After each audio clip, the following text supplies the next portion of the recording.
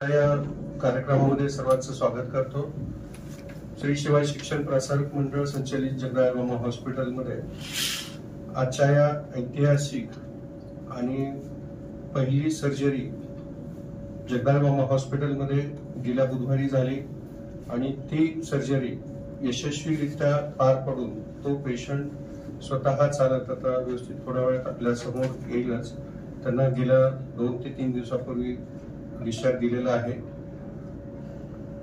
संस्थेमध्ये एक पाऊल पुढे या दृष्टिकोनातून आपल्या बार्शीच नाही तर आजूबाजूचे 2-3 जिल्ह्यामध्ये जगदाळमामा हॉस्पिटलनी आणि बार्शीतील मेडिकल हब होण्यासाठी सर्व डॉक्टर्स वेगवेगळ्या पॅथीचे असतील, वेगवेगळ्या डिपार्टमेंटचे असतील, त्यांनी जे केलेले प्रयत्न आहेत त्यामुळेच एका दिवसात नाही तर बरेच वर्षापासूनची ही तपश्चर्या असल्यामुळे आज बार्शी हे मेडिकल हब होऊ शकलं।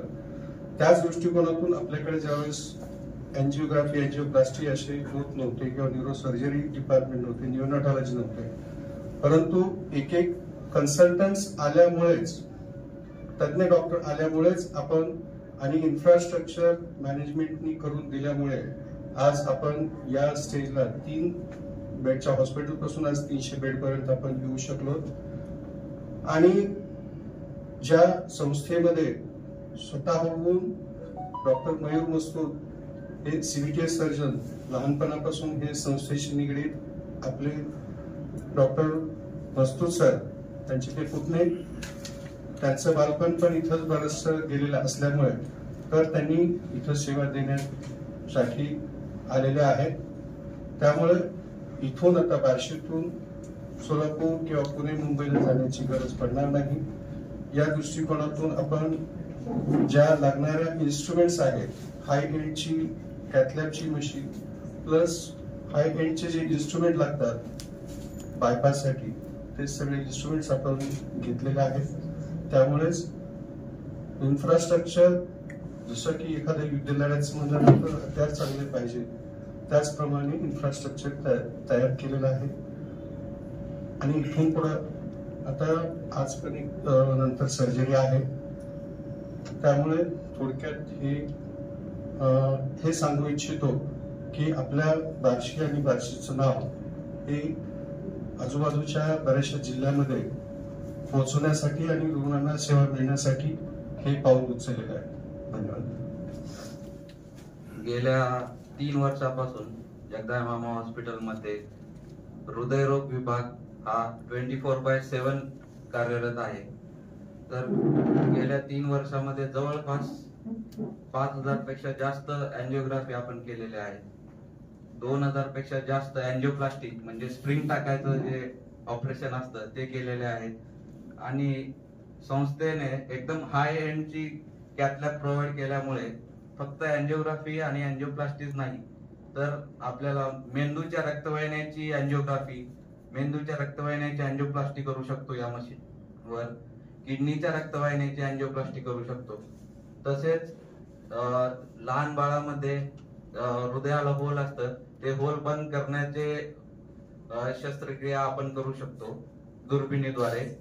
त्यानंतर हृदयाचे ठोके कमी जास्त पडतात, त्याची शस्त्रक्रिया याच्यावर करू शकतो। तर अशा विविध प्रकारच्या एंजिओग्राफी, एंजिओप्लास्टी सोडून जे काही पेरिफेरल वर्क असते इंटरव्हेन्शन कार्डिओलॉजी मध्ये, ते ह्या हाय एंडची मशीन असल्यामुळे आपण यशस्वीरित्या करू शकलो। तर हा विभाग मे 2022 पासून 24/7 चालू झाला।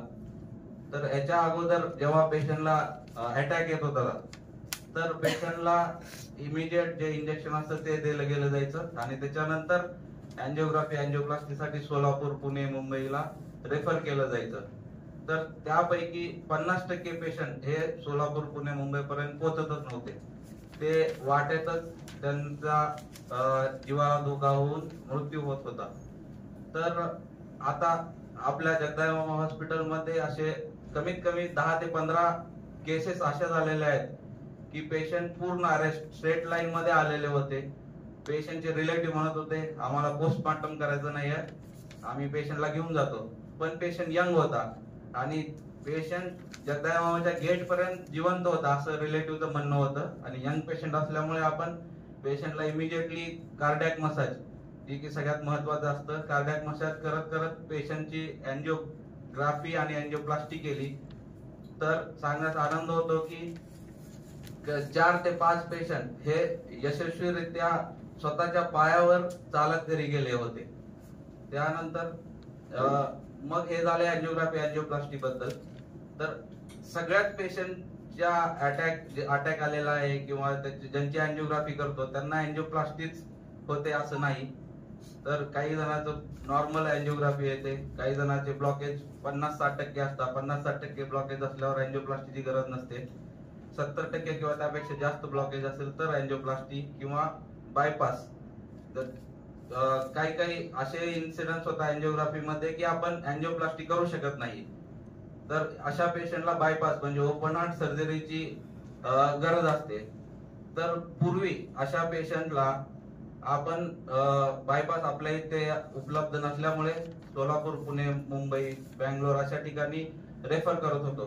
पण असे जवळपास गेल्या 3 वर्षामध्ये 250 ते 300 पेशंटला आपल्याला रेफर करावे लागले बायपास सर्जरीसाठी.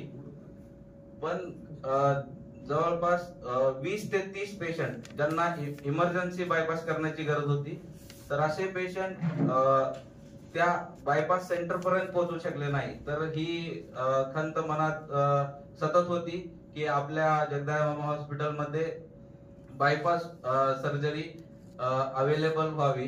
तर संस्थेला विचार मांडल्यानंतर संस्था एकदम तयार झाली की ओके आपण बायपास सर्जरी डिपार्टमेंट चालू करू. नंतर मसूद सरांशी डिस्कस केल्यानंतर मसूद सर पण रेडी झाले की ओके आपण मी यायला रेडी आहे, तर तुम्ही बायपास डिपार्टमेंट चालू करा. तर सांगण्यास आनंद होतो की गेल्या आठवड्यामध्ये आम्ही एक यशस्वी बायपास केलेले आहे.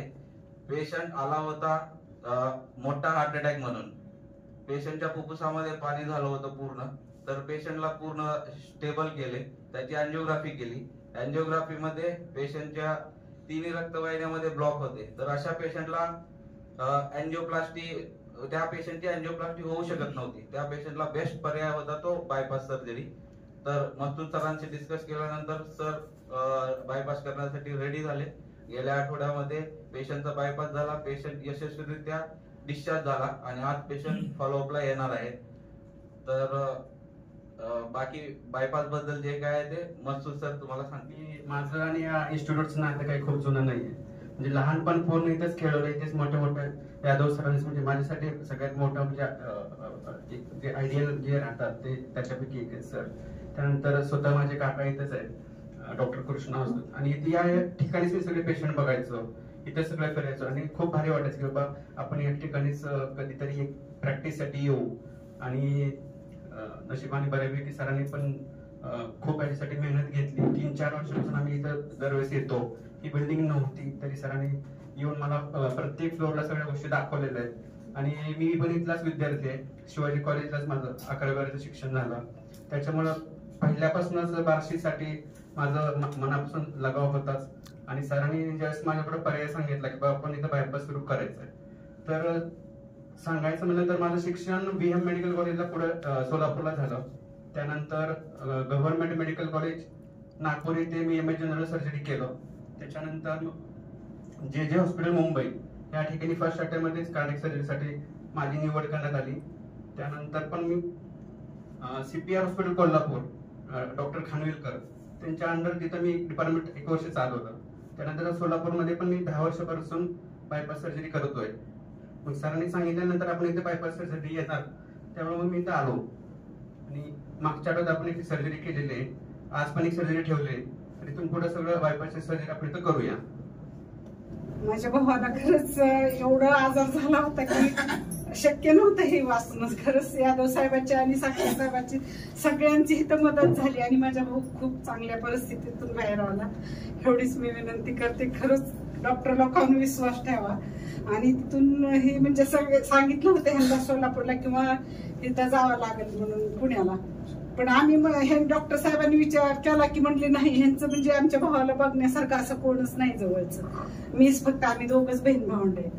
मग यादव साहेबांनी मी विचार केला की म्हणलं ह्यांचं हितच करायचं. साखरे साहेबांनी मी आग्रह घेतला आणि म्हणली सोलापूरचीच टीम बोलू, आणि त्यांनी येऊन सगळं ऑपरेशन केलं आणि यशस्वी झाला माझा भाऊ त्याच्यात. एवढं बोलून त्यांना त्रास काही नव्हता. बीपी म्हणजे असं धापा भरायच्या चालताना आणि मुंगा व्हायचा. मग परत इथं आल्यानंतर सांगितलं की 90% ब्लॉक आहेत त्यांच्या ह्याच्यात म्हणजे फुफ्फुसामध्ये आणि 10% चांगलं. मग आता आमचे प्रयत्न तुमचं नशीब, पण त्यांच्या प्रयत्नाला यश आलं. धन्यवाद मानते.